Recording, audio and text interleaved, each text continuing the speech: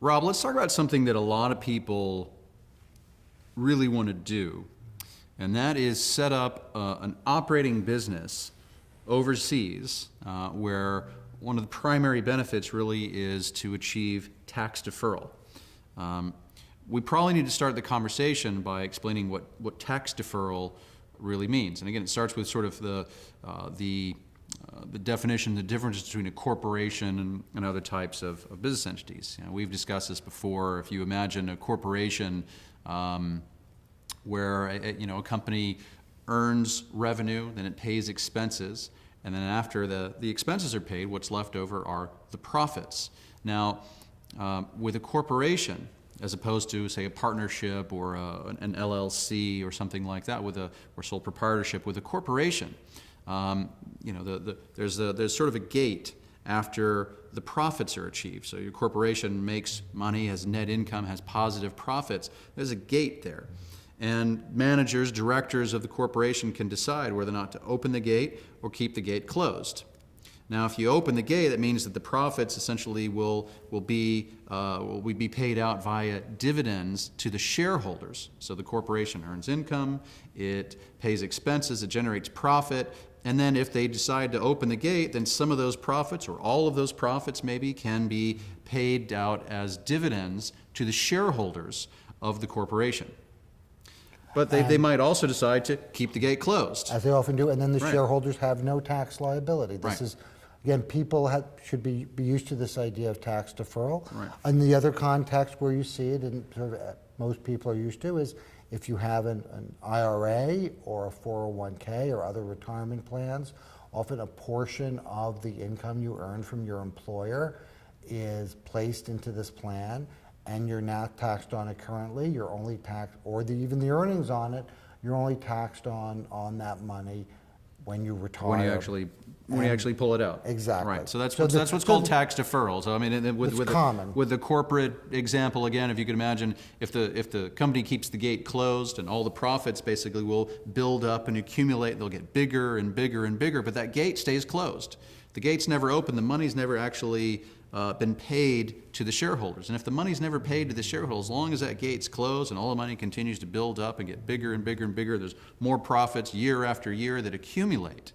The shareholders themselves never get any money. And if the shareholder with a corporate structure, as long as that gate stays closed, the shareholder doesn't actually put any money in his or her pocket, then the shareholder doesn't have any tax liability currently due. You know, with a corporation, if you own shares of a corporation, that corporation doesn't actually pay you a dividend, then you don't owe any tax currently. You don't owe the government tax that year on money that you didn't receive. That's how it works with a corporation. Right. Now, if you do this domestically, you have a corporation domestically, then your corporation is paying 35, 39% tax, state tax, all these sorts of things. So your corporation is earning income, paying expenses, making a profit, and then paying tax on that profit. So then your corporation has after-tax profit, and that's essentially what stops at the gate. Now imagine that it's the same thing. So you have a business domestically, you have business in California. Your business in California is earning income, it's paying expenses, it's generating profits, paying a lot of taxes, state taxes, federal taxes, and then there's some after-tax profit that's left over. Right. Year after, you never pay, you never open the gate. The corporation always retains all of those profits, so year after year those profits build up. Now imagine that you move that, and instead of having established it in California, now you establish it in some zero tax jurisdiction. There's a lot of them out there in the world. Some zero tax jurisdiction out there where now the corporation earns revenue, it pays expenses, it has profit, but now the profit of the tax on that profit is zero. So the corporate profits themselves are actually not taxed. Now, if the corporation chooses to keep the gate closed, so now 100% of the earnings are retained. There's no tax at the corporate level. The corporation keeps the gate closed. The shareholders don't actually receive any money individually through a dividend. Now the individual doesn't have any taxes currently due that year. And this is true also of almost all major U.S. and other corporations. Most U.S. corporations, the reason that their effective federal income tax rate is so low is that they earn most of their profits in zero or low tax offshore jurisdictions and do not repatriate the money to the United States. Right. What do they mean by that? That's when you hear politicians talking a lot about companies, U.S. companies that are holding billions of dollars overseas. What they mean by that is they have all these foreign subsidiaries and so forth, and that's where the profit is actually booked over there. They're generating all these revenues and profits in these zero tax jurisdictions. And with those zero tax jurisdictions, they essentially hold the money, they keep the gate closed there, and they never actually pay it back to the parent company in Mountain View, California, or Menlo Park, or any of these places. So this is something that General Electric and Google and Facebook and Apple and all this, everybody does this. Right. Everybody does this. The thing that a lot of people don't realize is that this same strategy is also available to individuals, particularly entrepreneurs who want to go out and start a real operating business. This is not an appropriate strategy if you want to hold investments and generate investment income. But if you want to actually run a real operating business, then this is something where you can move an operating business. You can set up an operating business overseas.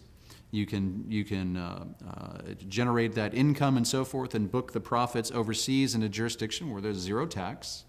And so long as it's properly structured, it's all entirely legal. The government looks at it and says, okay, well, eventually you're going to have a liability. Eventually you might open that gate and pay all those accumulated profits, not just 1 year, but 10, 15, 20 years worth of profits that have been accumulating and accumulating and accumulating. And eventually you might take those profits, put them in your pocket, and then you'll actually owe taxes individually on those profits. Just like an IRA. Just like an IRA, exactly. Now, unlike an IRA, though, there are some very strict requirements we need to meet here. In order for the strategy to work, it has to be clear that the foreign corporation cannot be engaged in a U.S. business. Right. So there are several things we cannot do. The company cannot have an office in the United States. That includes your kitchen, and we'll get to that in a minute, right? It can't have employees in the United States. It can't regularly pass title to goods in the United States. This truly has to be a foreign corporation managed and operated outside the U.S. Doesn't mean, as we said, the shareholders can be American, even especially if it's a virtual business, all the customers can be American. But it needs to be managed generally by an independent manager who's not it doesn't have to be located in the same country where we incorporate, but it can't be within the U.S. borders. And again, we just need to be very careful that everything is done overseas, that the company's primary bank account is overseas. Now, this is actually easier to achieve than it might sound. Right. There are lots of services who will provide offshore management so that they will be the ones to sign the contracts. They can be the ones to make distributions from the bank account. Often the business can be operated primarily with independent contractors to do most of the work, and those can be located in the U.S. So even, for example, if you had a case where you wanted to sell widgets,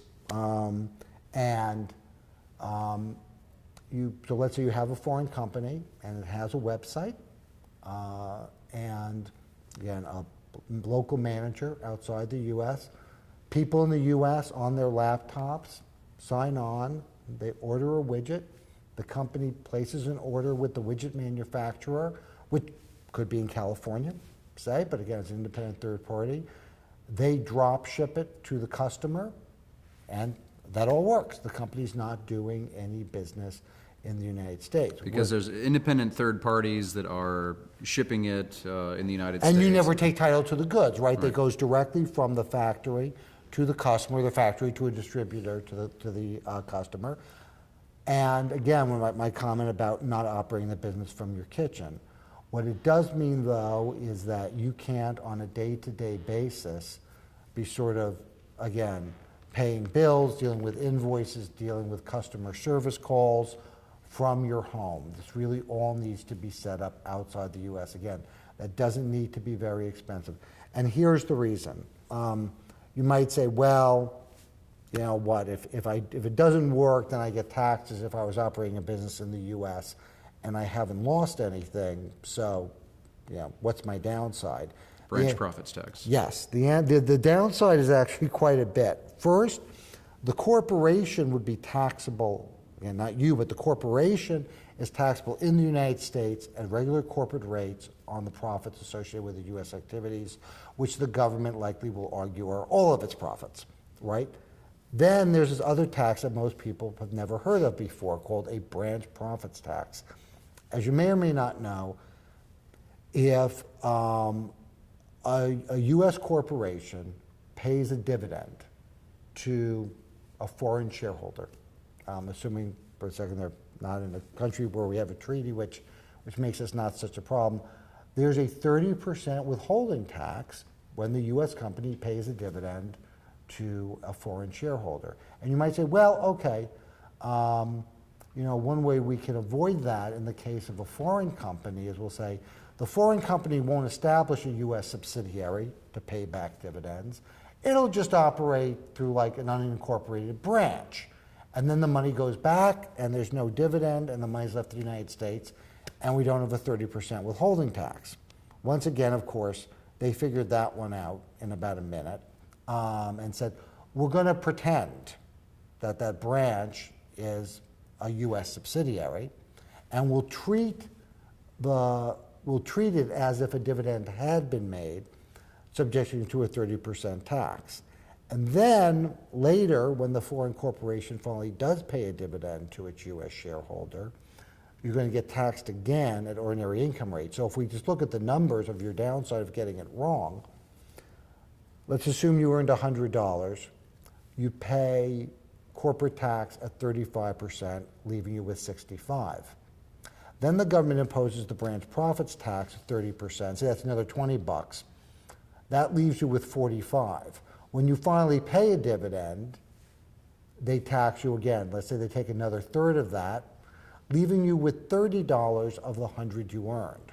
Well, you simply could have operated through a domestic LLC and obviously kept far more than that. So if you get it right, we can defer tax indefinitely and basically achieve a zero tax rate. But you saving millions. Millions. Getting it right is extremely valuable. Getting it wrong can be extremely costly. Getting it wrong, yes. Getting it wrong is worse than doing nothing. So the key lesson here is make sure you get it done right. It requires professional help. Don't just think, okay, I'm going to. You know, one of the problems is that if you go to a lot of people in the offshore industry, you go find some specialist in some jurisdiction somewhere out there in the world, they're not going to know anything about your domestic tax filing requirements, anything like this at all. They're not going to know anything. They're going to talk you into, oh, sure, you should get this, get that. I remember years ago, I was living in Central America, and people were showing up and getting all these different corporations there locally, and oh yeah, zero tax. And they had no earthly idea what they were doing, what the filing requirements were. The penalties on not filing were severe. The penalties, branch profits tax, and all these things of getting it wrong can be very costly. And the people that you're dealing with in the overseas jurisdictions just don't know. They simply don't know, and so it does require professional help. If you get the professional help and you get it done right, it can be a very powerful tool. Enormous benefit. The other thing you'll often hear from foreign advisors is, well, we won't put the shares in your own name, so no one will know you own it. Run so away. You don't have to pay tax. Yes, run away very fast. Yeah. I think we all know that we live in a world of full information. There are no more secrets. There's no secrecy. There's no privacy. Anybody that's going to tell you that they've got some structure where they can guarantee secrecy and privacy, just forget it. Run away. It's not worth it. It's not complicated to comply. It's not rocket science. No. Okay? It's really not. There are some basic rules to follow, and as long as you follow the basic rules, you can defer Millions of dollars. unlimited amounts of profits, save a lot of money for you, your children, and so forth. This is something that makes a lot of sense. So what we're ultimately talking about is going and finding the right jurisdiction overseas. Yes. There is no one-size-fits-all solution. Finding the right jurisdiction overseas, starting a business there. Getting a bank account, a critical part of Can I move an existing business to if I have a business already right now in California, can I move it to a zero tax jurisdiction? It depends. Right. There's a section of the code called inversion transactions. It Right. tells you how big This the is the Internal thing- Revenue Code is. And it's, We've been hearing about this a lot lately. Yes. They call these inversion rules, inversion transactions. This was a big thing with companies buying a British company buying a U.S. company and they're saying we're going to redomicile in the U.K. where the tax rates are lower. So people have been talking a lot about these inversion Yes. transactions. Right? And as those rules would apply in this context, if an existing U.S. partnership or corporation moves substantially all of its assets and operations to a foreign corporation, again, assuming the ownership is the same, the foreign corporation will be taxed as a U.S. corporation. So we have accomplished nothing or potentially even shot ourselves in the foot. If your business is run by you individually as a sole proprietorship or through a single member LLC, then those rules do not apply. There are still other things to be concerned about. Potentially, you have to be careful how, for example, you move intellectual property into a foreign corporation. What we've often found, though, even if you're have an existing corporation or partnership, is that you can move, remember we said substantially all. You can move some of the operations and some of the assets to the foreign business. The foreign business can then hire the U.S. company to continue to conduct various operations, pay it an arm's length fee for doing that work, and for many people, that's the right answer anyway. So you moving a portion of the operations abroad to a zero tax jurisdiction. And some of the stuff Some of the stuff stays, customer service right, or marketing or right, other stuff stays in the United States, but those operations that stay in the United States, they're paid for that. It's not like they get paid $1 a year or Right. something like that. There's actually a real, whatever the kind of market rate is, if you would ordinarily have to pay an unrelated person, $50,000, then that's what you should pay, to your operations in the U.S. If that's the rate, that's what you pay, and then whatever those operations in the U.S., they'll take in that will be considered that, let's say $50,000 would be considered income. For the U.S. operations, they would pay tax on their U.S. profits, but all the rest of the profits would stay offshore and in zero tax. And look, for most people that makes sense anyway.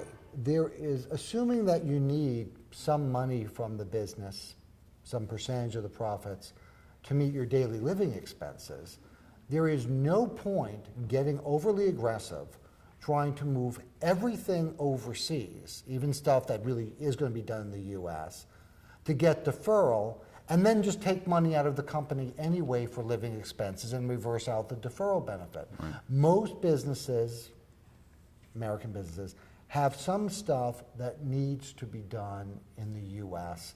Again, it could be customer service, it could be installations, that's fine. We should only defer those amounts which you really want to put away as savings, just like in an IRA, that we want to put away as savings for the long haul. We defer that. What most people find over time as their businesses grow is that the percentage of their income which is staying in the foreign corporation is increasing. Although the amount that they're paying in U.S. tax, because may in fact also be going up, but their effective tax rate is going way down. It's probably inadvisable just from a cosmetic point of view. You don't want to just zero out the U.S. business's tax liability. We go from making $1 million a year to zero. Again, you probably don't want to do that. What you want to be looking at is primarily focusing on the future growth in your business and having that deferred and thereby over time significantly reducing your tax rate. Right. So the power of this, I mean, if you just look at the basic math, let's say you've got a corporation that's making, let's use a big round number and say $1 million in a year. If it's if you're in the U.S. And 100% of those profits are being taxed in the U.S. at, let's say, state, local, federal, whatever, let's say 40%, you've got now $600,000 remaining. If you move that to a foreign jurisdiction, even if 90%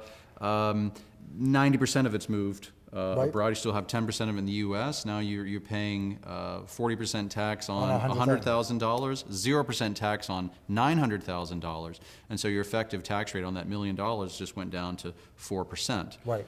Now The tax savings is really tremendous Right. on that, year after year after year after year after year. It's And tremendous. now, if you take the money, and so then the next obvious question is, what should I do with the money that's building up in the foreign corporation?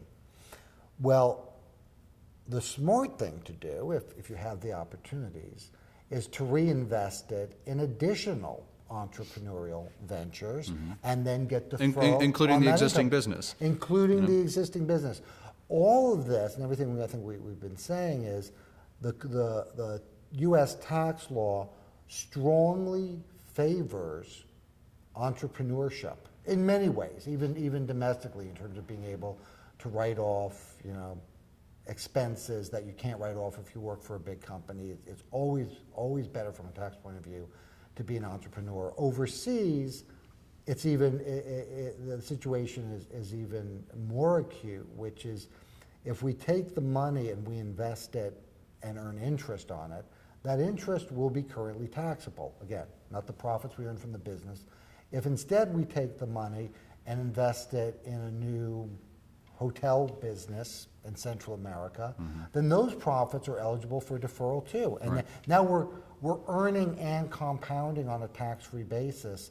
And I think anyone out there can go just take a little spreadsheet and take a look at what happens if you earn $100 I mean, a year. if you think about it, and if you can, if on every dollar that you have available to invest, create a business, try and acquire new customers for your existing business, that for every dollar you can achieve a 15% return, and you can imagine that you're keeping an extra $400,000 a year, times 15%. You're talking about an extra $60,000 a year. An extra profit for you. I mean, that's pretty substantial. Again, you can invest that in so many different things, so long as they're active investments. Talk about reinvesting in your business. Imagine if you know, for example, your cost of customer acquisition is $40, and you have an extra $400,000. I mean, that's an extra 10,000 customers a year because you've got that extra 400,000 that you didn't have to pay taxes on. Right. So that's pretty incredible. Imagine, just look at that math. You've got an extra 10,000 customers a year that you can go and acquire because you didn't have to go and pay the federal government that $400,000 in a way that is completely and totally legitimate. And people often say the government gets the benefit of hindsight, right? They get to audit you, if they do, years down the road. And in this context, I think that's actually a big plus. Because if we've been taking the money and reinvesting it and investing in other foreign businesses and foreign assets, and now we've really got an office, a bigger office and employees, and all this stuff going on overseas, and the government says, well, we're not sure this is really a foreign business, the answer is simple. It's come on down, take a look, right? This really is a foreign business. It's not being operated from the further on you go, the more successful you become, the more Exactly. it really is a foreign business. That's Sure. right. We start out, obviously, because you want to earn money before you spend money. You're starting out a bit bare bones, admittedly, maybe with sort of a rent an office where you have part-time and a local manager and Sure. right, maybe a receptionist. But after a few years, it's much more than that. And that's exactly what we want to do. We want to keep building the integrity of the structure every year. We're talking about there's basic rules to follow. There's also some compliance. Obviously, tax compliance is important. This is a big one. It's more complicated with an operating business than it is for a passive asset protection vehicle overseas. An operating business requires a couple of different things. Some of the primary forms people need to be aware of. Well, we can start with our favorite FinCEN 114. Yes. This is the FBAR form. This is the one that used to be due by June 30th every year. Now it's due with your normal taxes in April. FinCEN Form 114 is filed actually not to the IRS, but it's actually filed to the Financial Crimes Enforcement Network. It tells you a lot. Yeah, it right tells there. you a lot about how they view this stuff. It's a relatively straightforward form. It's filed online, but if you have essentially if your foreign business has a bank account and you're the signatory on that bank account, you need to file that form subject to the threshold. It's a $10,000 minimum threshold, which hopefully your business is much more successful. You have add a couple of zeros to that, and you need to file that form every year. Now, you do not need to report it, though, on the other sort of bank account reporting form, which is the 8938, which is the IRS form. You report the fact that you have a corporation, but you do not, again, in an attempt to be reasonable, assets which are reported on one of the other forms that we'll talk about do not need to be separately reported on the form 8938. Okay, so then we'll get into the IRS forms. There is an initial one that you would file called Form 926. Form 926 is to report the transfer of property by a U.S. person to a foreign corporation. Yeah, so when you capitalize the company, you put in however many dollars or property, we report that. It only needs to be filed in years when you, and when we say filed, it only needs to be attached to your individual tax return. So you would file it in April or whenever you file your normal tax return, you'd file this form. 926 is something, if I let's say I register a company and I capitalize it, I establish a bank account for the company, and I move from my personal bank account to the company's new bank account. I put $50,000 in the company's new bank account. I would have to report that to say I put $50,000 in this company's bank account. Or if I move, what about intellectual property, things like that? If I had to do that? It depends. Intellectual property, for reasons a bit too complicated to go into here, we generally want to sell rather than contribute. Got it. And that is reported, that sale is reported on a schedule to a different form that we'll talk about. Sure, now. Okay, so 926 is, so particularly things like cash, you move cash from your personal account into the company's account. This would be a transfer of property. Cash would be considered property, and so this would be filed, submitted on Form 926, which is filed with your normal tax return. Then we've got the big mountain. The mother of all forms. Yeah, the mother of all forms. The 5471. This is one of the ones that is generally regarded as the more complicated. The 5471 is the information report with respect to a foreign corporation. Now, I will say it is not, in fact, particularly difficult to fill out, assuming you have kept, as you should anyway, good records, good business records. If you have all your QuickBooks, assuming you use QuickBooks or whatever the equivalent is. Records, the form is actually quite simple to fill out. It is filed every year. You don't in all years necessarily have to fill out all of it. Again, it's only a few pages. One thing to make clear, some people say, well, I have this little business, why do I have to fill out this 6-page form? There's only one form for all U.S.-owned foreign corporations. So when General Electric needs to report its German jet engine manufacturing subsidiary, it's using the same form that you're using.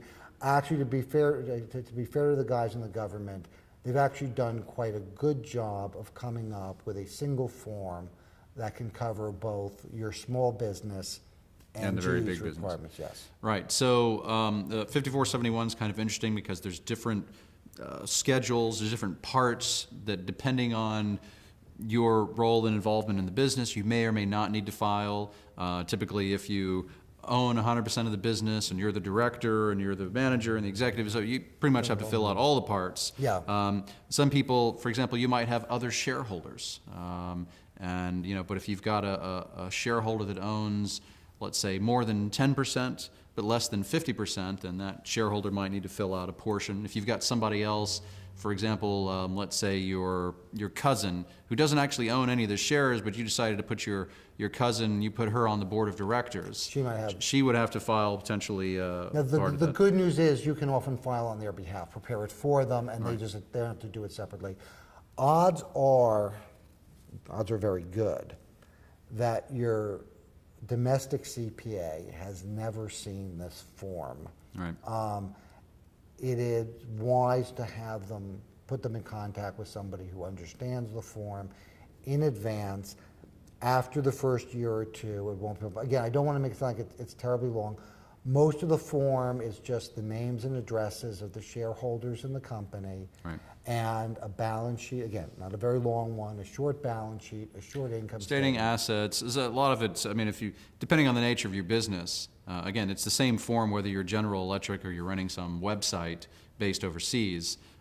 So they have lists of inventory and how many factory parts you have you and don't so have to forth. fill You're just that looking out. at this, yeah, I mean, Yeah. I'm running a website. It's just 0, 0, It's 0, 0, zero. 0, all the way down. So it might not necessarily apply. But the 5471 is again, it's not rocket science, but It's it is a not little rocket- bit. It is a little bit more. It's a little bit more- more involved than some of the other forms out Yes, there. So, and again, the reason, again, to be fair to the guys who wrote this form, the basic purpose of the form, from both your point of view and the government's point of view, is to keep a running total of the untaxed profits in the company.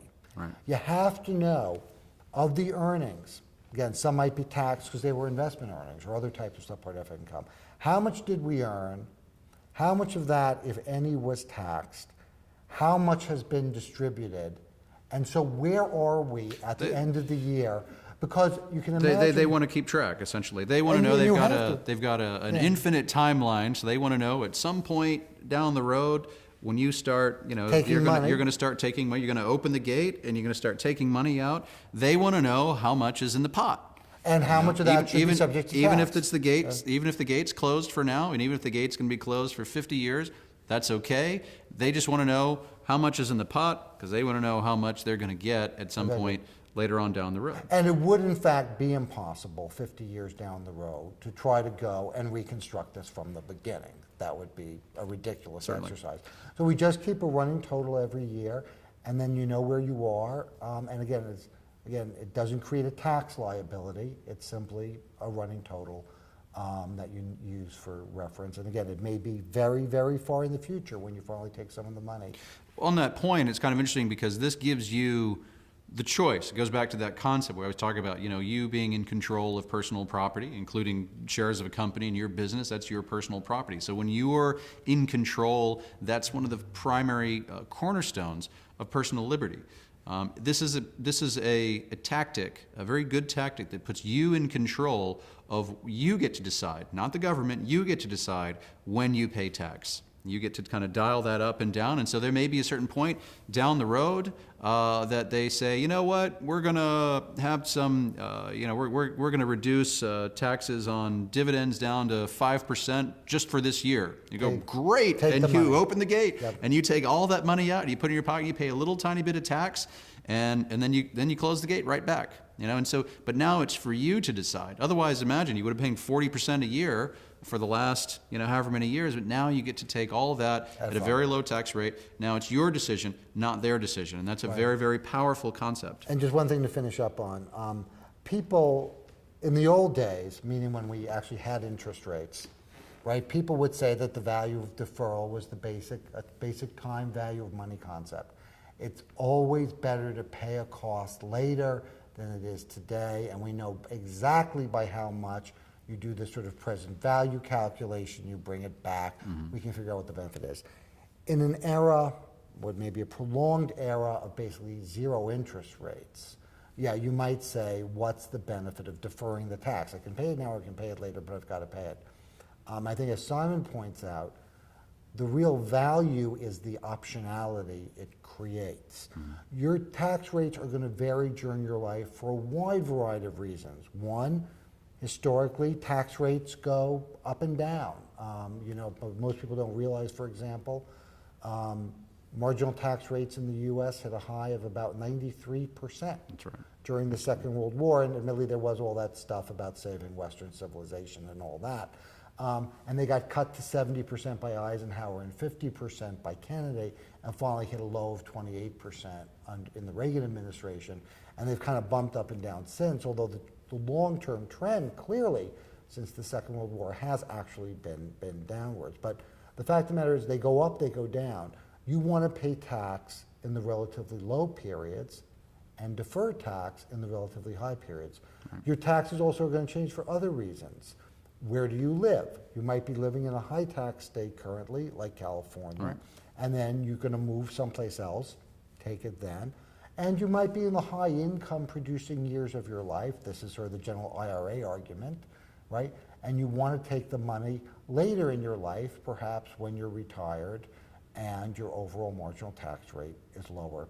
And so, yes, it's a matter of choice. Every year you assess where you are and you say, good time, bad time, and you make the decision, right, rather than having the government make the decision for you. Right. You're the one in control, and that really makes all the difference.